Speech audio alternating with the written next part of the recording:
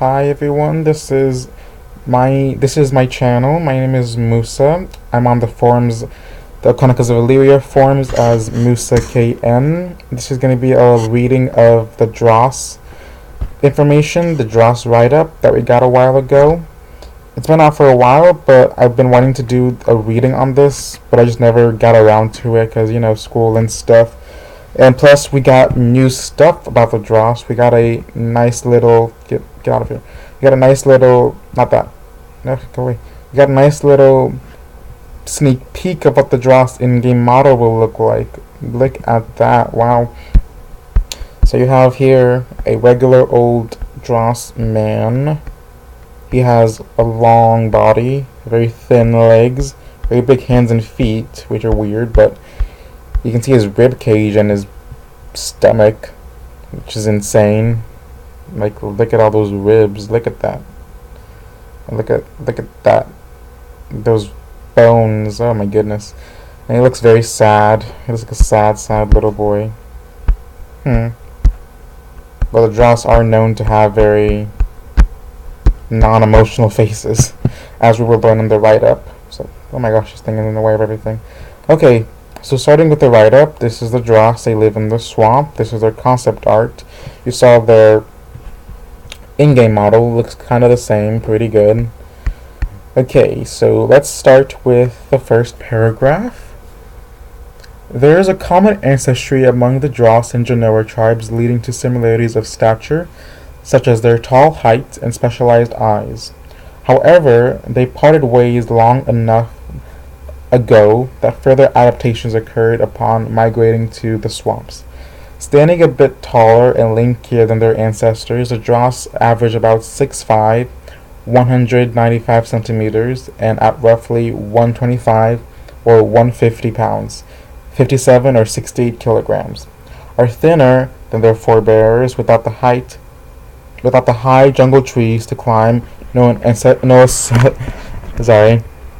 nor a societal focus on individual prowess. They shedded the excess muscle that characterizes their Genoan relatives. The Dras have extremely pale, white skin, black hair, and gaunt faces. They are born with golden eyes, which change to a striking violet upon reaching adulthood, with rare exception. With deep-set hollows around their eyes, Drasian features often come off as foreboding and ghoulish.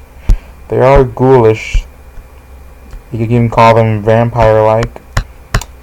So, advantages. The swamp's influence has, over many eons, seeped into the skin, the bones, and the very fiber of the Dras. 1.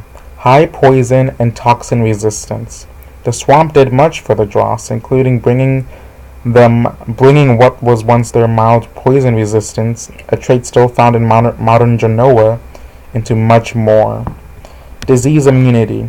Living around decay has caused them to develop total immunity to all known diseases. For that one, I think it's a little interesting because they might be immune to all known diseases, but there might be but even things that are immune to other diseases always have one disease that only affects them. And plus, the Dras need like a crutch. They can't be just all-powerful gods that are all-powerful disease gods that are just walking around the world giving everyone diseases and just not being affected themselves. They should have one disease that makes their skin dry up a lot or something, because their skin is like a very sensitive part of their body. So they should have a specialized disease that only affects them, I feel. Okay, 3. Iron stomach. The Dras are able to eat foods that have decomposed or rotted and still gain the full nutritional benefits. That's interesting because, normal people, when they eat rotten food, it's not very tasty because obviously it's not fresh. So I wonder what Drasian taste buds are like. Do they find it tastier when it's more rotten? Or what is it? I wonder, is it sweeter when it's more rotten? Like, what does rot taste like to them? That's what I find very interesting.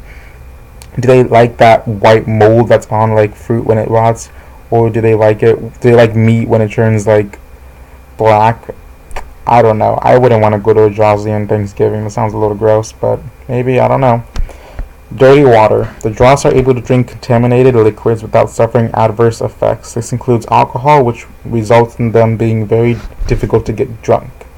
For that, that's interesting. I mean, contaminated liquids, I mean, to what extent can that be, to what extent is that, is there a limit to that? I mean, like, because a lot of things are contaminated, but, like, I mean, can they drink poop water? Can they drink pee? I feel like they shouldn't be able to drink those, or are just, like, horribly poisonous to all living things. That should just be a limit to their liquid resistance. Disadvantages. This one's very thin, like the Dras. 1. Pallid skin. Dras easily burn when exposed to sunnier biomes, which can become wounds.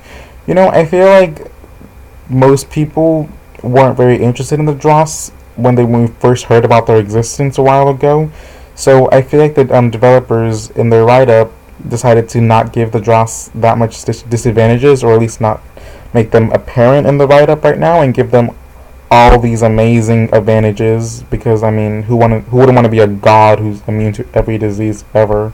And they just gave him this one disadvantage, which, I mean, it is a bad disadvantage, but more or less you can go around that. It won't like affect your gameplay if you know how to, like, wear a hat.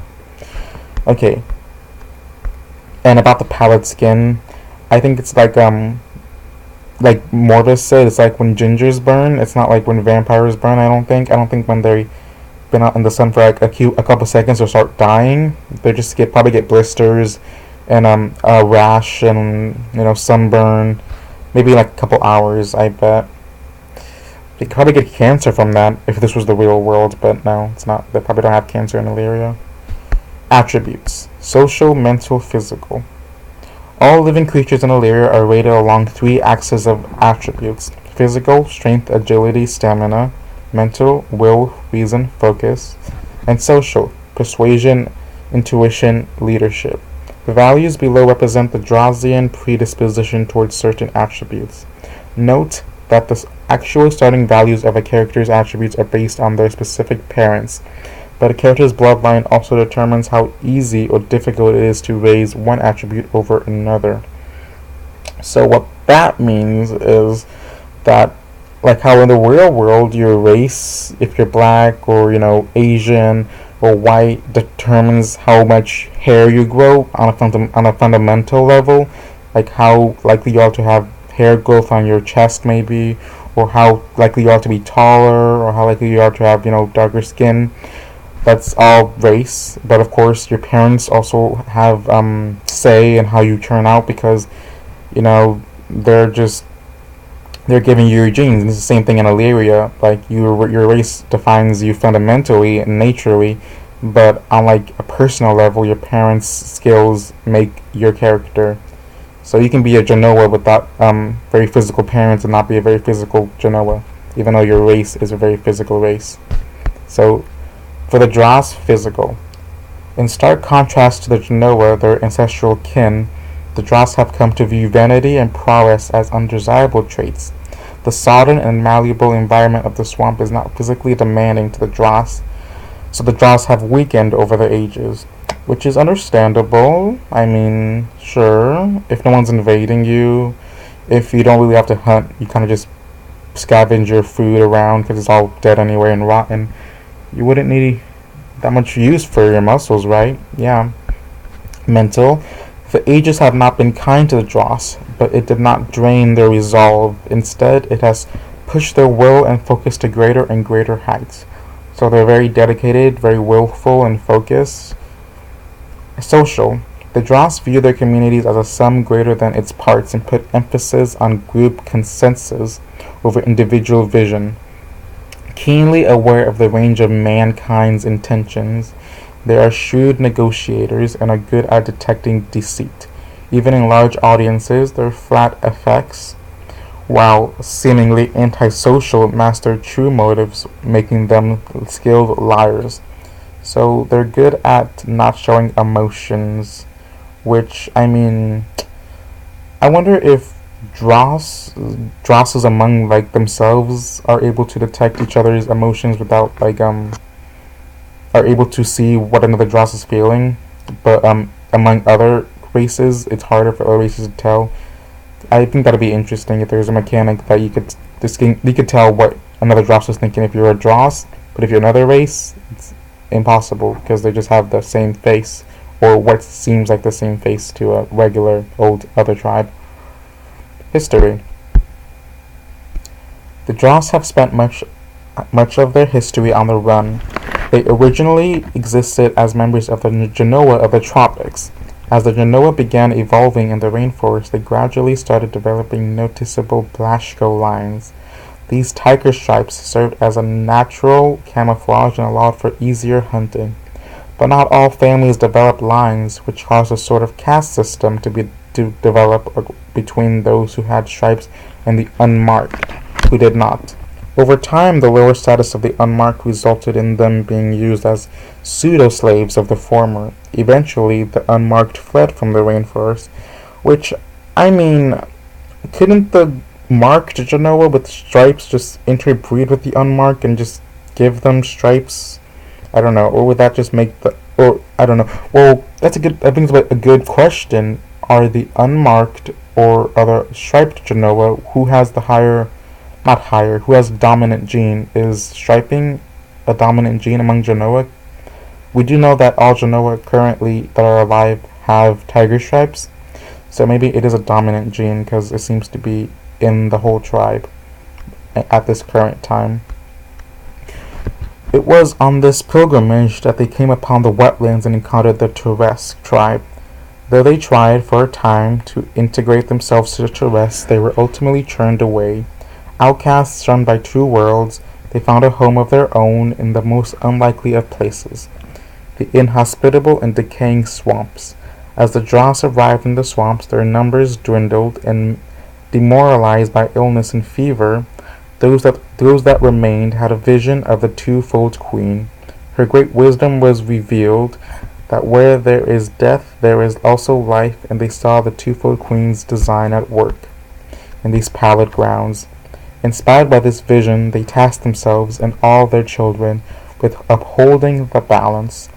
They decided to stay, and the swamp became their sanctuary, concealing and protecting the Dras from those who would judge or harm them, and along with the sour memory of their own rejections, teaching them to look beyond the superficial and see the underlying truths of all things. So the Dras are a very emo tribe. They're a very artistic tribe more than a physical tribe. Like how in high school you have those, nerds and jocks. Just the nerds. That's what I see. I mean, they're more the emo kids than the nerds, because they're just sitting there being sorry for themselves. Culture. The Dras actively embrace the elements of Elyria that others shun or fear. The Dras seek to find a balance in the world and in their own lives. The other tribes often look at them as rather ghoul-like, which is in no small part due to their appearance, obviously. Beyond that, their immunity to diseases and resistance to poisons and toxins allows the consumption of things that most would consider unsightly or repugnant, like rotting vegetables and decaying meat and rotting vegetables, yeah. Distancing themselves from the Genoa, they abhor tattoos and other markings.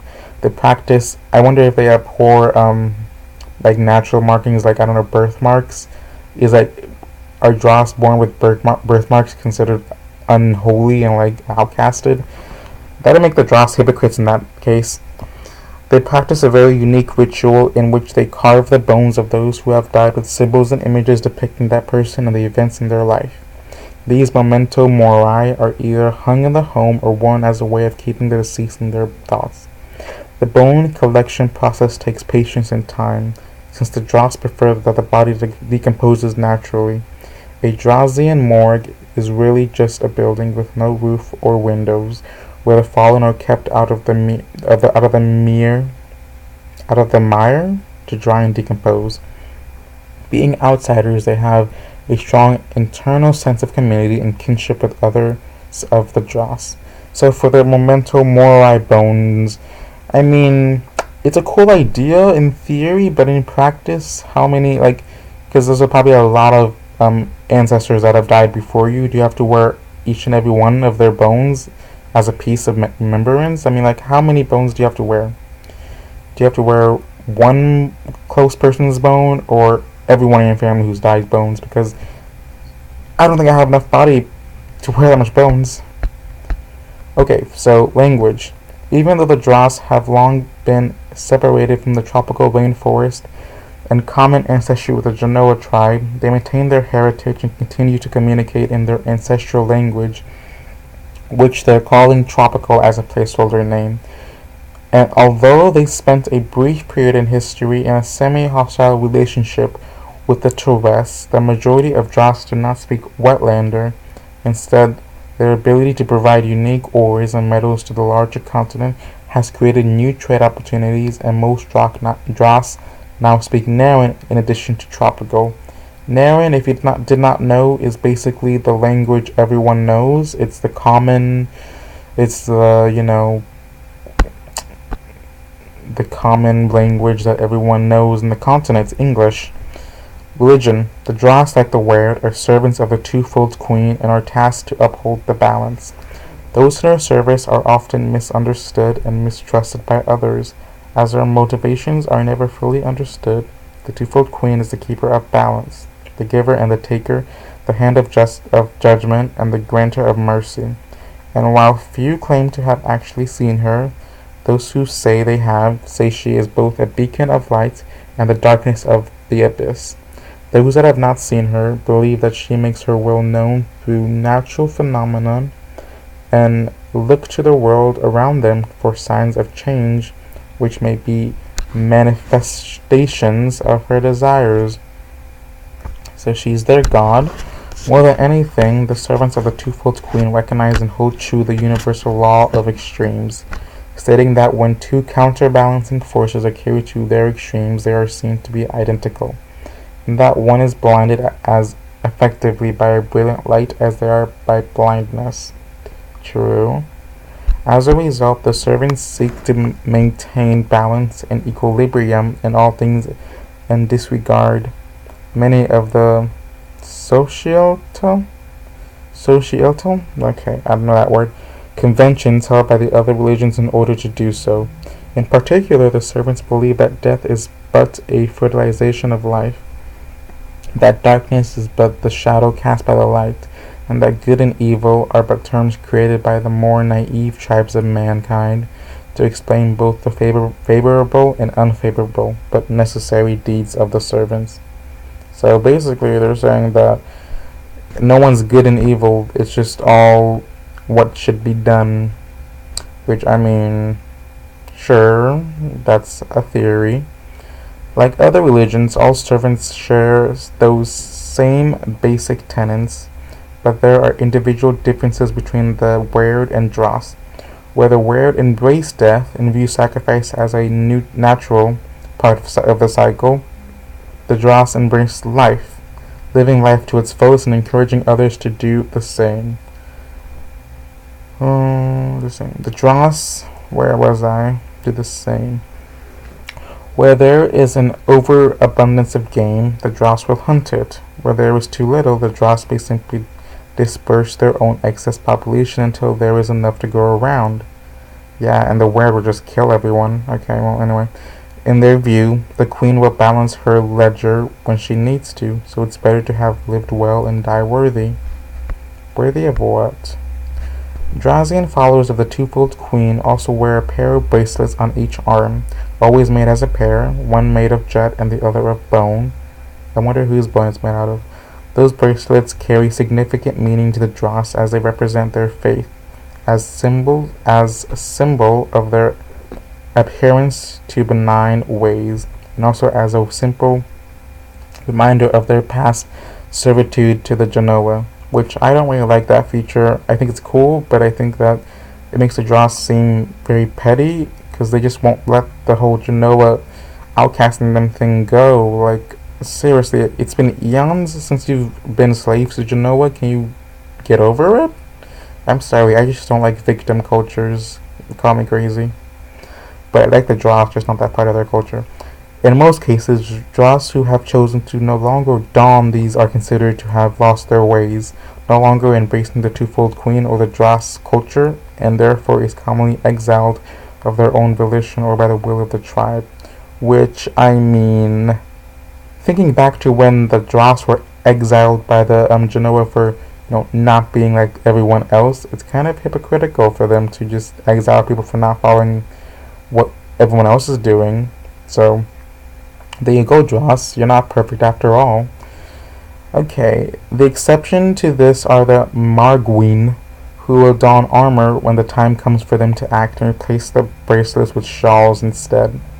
I doubt the Margwyn probably actually like fight with their strength. They probably fight with poisons and sneakiness and ranged weapons because they probably get destroyed if they fought hand to hand with any other tribe, even the Kipik. Okay, entertainment, music. The Dras have two types of songs. The first is sung in distinctive, paired choral tones that are unmistakably evocative of the twofold queen. The second are strikingly solemn ballads sung solo that revolve around dualistic themes such as life and death, war and peace, and so on. Instruments aren't used for these, only voices. I would like to hear one of those, maybe based around based around love and hate. I'd love to hear one of those ballads. When playing music from other cultures, they prefer wind and string instruments such as the ocarina and harp, typically made from clay and shaped wood. Clay instruments, that's interesting. Clay harp. Art. They are known for their subtle and inornate jewelry, the most notable being the bracelets they wear. They create other accessories primarily to trade. In a similar fashion, an eye for balance but without the religious and cultural implications that are near and dear to the Dras. They are well known for their creations of jet, including weapons and armor. Some crafting patterns have taken inspiration from the Hrothi designs, especially pertaining to their lockboxes. Drazian lockboxes, however, are lined with treated hides to become watertight. On the inside of Drazian homes, ornately carved structures and intricate patterns are oftentimes carved from clay.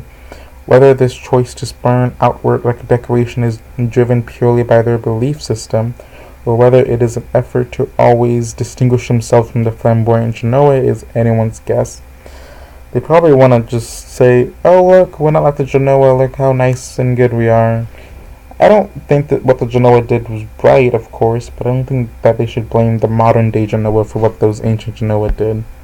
That just seems kind of just a cycle, a bad cycle the Dras have put themselves in. Okay. Resources and environment. The swamp wetland, freshwater, while disease-ridden and toxic to most, is an ideal place for the Dras. The solitude that it grants them, with its difficult and exotic environment and unpalatable to most food, affords them peace and economic opportunity. With its unique black mineral, wood, and rare flora, they have also found a means of economic stability. The exotic flora make the field of alchemy a thriving one among the swamps, as well as additionally providing nourishment. Certain reptilian swamp-dwelling creatures provide plentiful amounts of food for the Dras. Alchemy is a very popular trade among the Dras, but I feel like, how I see alchemy is it's usually healing stuff, healing spells, kind of medicine, but with natural herbs and stuff. And the Dras don't get sick, so I don't know how much use they would have for healing potions. But I suppose other things can be done with alchemy. Like making things smell good. I don't know. Okay, food. Meat, probably rotten, poisonous flora, because they can, I guess. Fish, probably rotten. Edible tree seeds, probably rotten. Can't they also eat, like, vegetables that are rotten? I don't know. Housing. Wood, black rock, jet, mud. They have mud houses and wood. Black houses. Tools and weapons. 1 wood, 2 black rock, bone, bog iron. Clothing. So this is a little weird. They have two secondary clothing, but they don't have a primary clothing. So they have cloth and linen as secondary, which they probably get from the Naren. But I wonder what they would wear if they didn't have that trade. Probably just a bunch of gator and swamp animal hide. Containers. Turtle shells, animal skin, wood, tree stumps. See, they have animal skins. Why can't they wear that? I wonder whether that's not a primary source or whatever. Architecture. The Dras are a complicated people and a people of balance. The outside of their homes are rather drab looking. Drab Dras. Oftentimes blending into the swamp and are simple in shape. Either domes, cones, or boxes constructed with clay, formed branches, and sometimes a bit of jet. It's kind of cool, just a bunch of box houses and dome houses in the freaking swamp. The higher social classes, or those with more wealth, may build their houses out of jet or other stronger materials. In order to afford additional protection from the elements, there is a certain whimsy in the austere buildings. However, as the Dras try to achieve structural and aesthetic balance on the unstable swamp, their homes sit above the water on stilts, but may include a hole or compartment to access the waters below. Public buildings and storehouses tend to be built on land where possible and where the land is not being used for farming or other swampland architecture. I'd love to see a Dras city. That'd be amazing. Sociology, skills and professions. Sociology, skills and professions. Alchemist, common, traders, jet and bog iron miners, toxin cultivators, insect breeders, fishermen, teachers, warriors, the Marguin, bards, jewelers. Social classes. The Dras are people who strongly value social harmony. Their social classes lack some of the outward grandeur that the other tribes favor. Because the Dras are so hip and cool, they're the hipsters of Elyria. They need to be different. 1. Acus, nobility. 2. Libris, aristocracy. 3. Unius, gentry. 4. Prosus, commoners. In Drazian settlements, more than perhaps any other, government is shared among the people as much as possible. While there is an usher, mayor, who oversees the group, individual duties are shared between the Prosus and Unius. These civilian settlements are situated in resource-rich, yet difficult-to-reach areas of the swamp, which suit the Dras just fine. Skilled crafters and other producers send their wares to be sold at common markets so that they can focus on their craft and community. Some settlements are in defensive positions and better equipped to deal with visitors, friendly or hostile. They tend to be placed on the more accessible areas of the swamp, since the murky waters and toxicity of the environment generally keeps people out. Because of this accessibility and the fact that most offensive parts of the swamp are kept at bay here, these gardens, managed by a gardener, a baron, have the best markets as well. Among the Incas, the custodians, counts, which is a dumb name for the counts. I love you, Soban Studio, but that was not a good choice. Are facilitators and work closely among their cohort in order to ensure the swamps are in balance. Trade between the counties can be either very lenient or very restricted depending on the current state of affairs. Above them, the host, dukes, are tasked with protecting the swamps from invasion, which no one has ever really tried to do because who wants the swamp? It's dead and gross. That's not to say that the hosts are not prepared or don't take it seriously, though. Quite the contrary. Borders are kept up with natural deterrents such as quicksand, quick mud, poisonous plants and animals, and toxin-coated fences. Indeed, the first step taken into the swamp is often the most dangerous one. At the top of the leadership, you have the Paulus, which I assume is the palace. Palos, which is the king or queen. Leadership.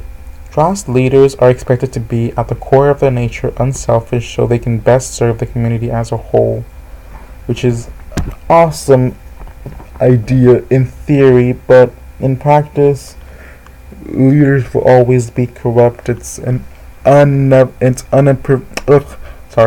word vomit. It's an unpreventable fact of life.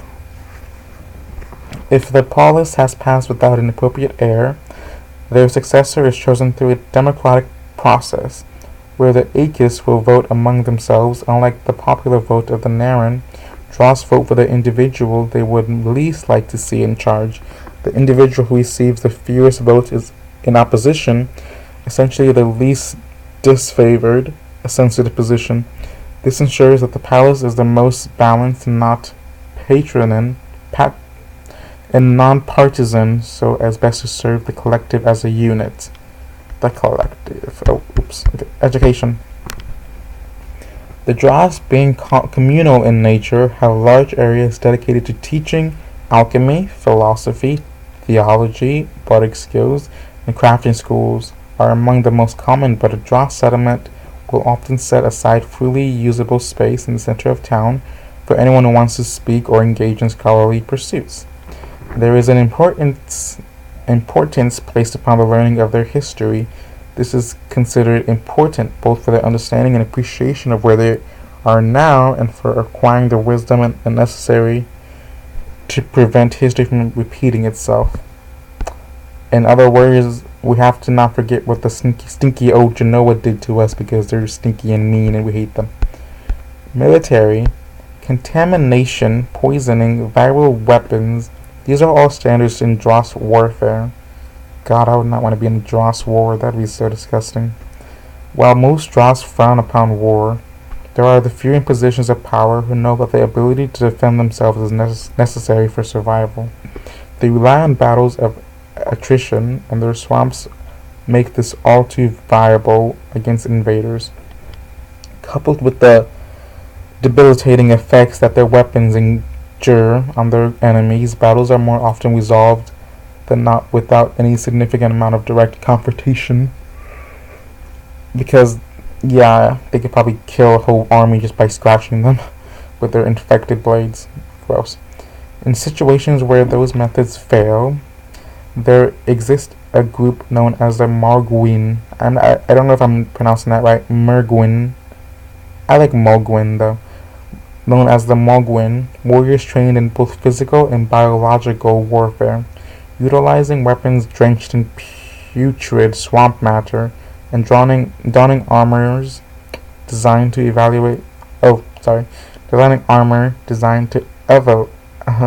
designing armor designed to elevate their already frightening appearances. They are feared greatly by everyone but the incredibly stupid or incredibly foolish, as the wounds they infect will fester within hours of receiving them, and almost always lead to grievous wounds or even death. They're like disease warriors. Gross. But cool. Friendly. Healthy. While oftentimes existing in distant biomes, there is a respect for the healthy among the Dras. The Dras recognize the healthy's good nature and admire their stalwart but soft-spoken society. Though they deal with historical records in very different ways, the healthy creating illuminated scrolls, while the Dras etch bones on their homes with history. Their mutual respect for what came before is clear. There are additional similarities, preferring isolation in their biome, working with ore and earth, creative farming places, and even their virtues and vices, which the Dras see as a different construct of the great balance of the twofold queen, make for common ground. So they're at the Healthy because the Healthy are hard workers and isolationists like them. The Weird. Though there has been contact between the Dras and the Weird, it's always a bit at arm's length. The Dras view the Weird's private ways as a mirror of their own. It is not a secret that the Weird take the collectivism mentality to an intensity that even the Dras have difficult time understanding, but they give them the benefit of the doubt and trust in the balance of the twofold queen. The Weird are fanatical importers of jet-crafted goods, while the Dras get most of their livestock, sheep and goats, through trade with the Weird, and beans, which are considered a delicacy. And, well, yeah, the Dras consider beans a delicacy because they usually eat rotten everything. Unfriendly, Turesk. While the Turesk and the Dras are not hostile towards one another because they're both like pretty passive races, the Turesk are wary of a sour relationship between the Dras and the Genoa, the latter whom the Turesk call allies. As a result, the Turesk give the Dras fairly cold treatment. By nature of both their biomes, borders are a tad difficult to keep totally distinct, so Turesk ambassadors are frequently in talks with the Drasian hosts about border disputes. Since neither side are prone to hot-headed behavior, those negotiations tend to be dull and protracted. So they're just sitting there talking about maps and borders in a room, I bet. I wonder if the Genoa get mad about these meetings, but well, probably do. The Genoa and the Dras originated from the same biome long ago. I need to stop talking. It was the Genoa that forced the Dras sojourn, an event that is shrouded with much misinformation and ignorance. In truth, when the Genoa started to develop striping, those that didn't were cast out. There was a certain amount of prejudice that they faced merely at the hands of the Genoa, who have continued to perpetuate negative stereotypes against the Dras since their separation. Well, I feel like the Dras do the same thing with the Genoa. I mean, they call the Genoa, hot-headed. They blame current Genoa, who have probably never been slave owners. They call them slave owners, and they call them bad because of what their ancestors did. They had no control over. So I think both of those tribes, the Dras and the Genoa, equally are bad in that they just can't let go of the past, and they just are stuck in the past, and it's not a very healthy thing. So back to the picture of the Dras, and I'll give you my opinion. So my opinion on the Dras is I do like them. I like that they're very unique of all the tribes. They have pale skin. They're like vampires. They're like ghouls. They're like wraiths in the swamps at night. They have those purple eyes that no tribe has, and I like their culture in a sense. I like that they're very balanced. They're very understanding. They don't like to be very They're not vanity like covered. They don't like to show themselves off. They're very secluded, and I really love the aspect of them being able to like eat rotten food. That just seems it's gross thinking about it, but it's very useful. You could just literally go anywhere in the swamp, eat a freaking rotten fruit, and just be fine. So they basically have unlimited food because everything dies and rots eventually. And so I do love the Dras. I love their appearance. I love their aesthetic. But I would not play a Dras. It's not my first option anyway. Maybe my second option or third option, but not my first, because I don't really want to be in the swamp. I want to be in a sunny place, a place that's out in the open, and the swamp is a little too dark and depressing for my liking. Plus the Dras, I feel like I would get depressed being around them all the time because they never smile, or at least not to outsiders. But who knows, maybe they smile in private. Dras smiling would be the creepiest thing ever. Anyway, this was my reading of the Dras tribe. I hope that you guys found it. Oh my gosh! I hope you guys found it interesting. I hope I wasn't too bad. I know I was stuttering a lot. I have dry mouth right now, and it's late, and I have a bad problem with talking too fast and stuttering. I need to work on that. It might get better when they release more of these models from the other tribes. When they release a model for a new tribe, I'll read the tribe info and I'll show you the model about that tribe. So look forward to that. The all 5 of you guys who are watching this.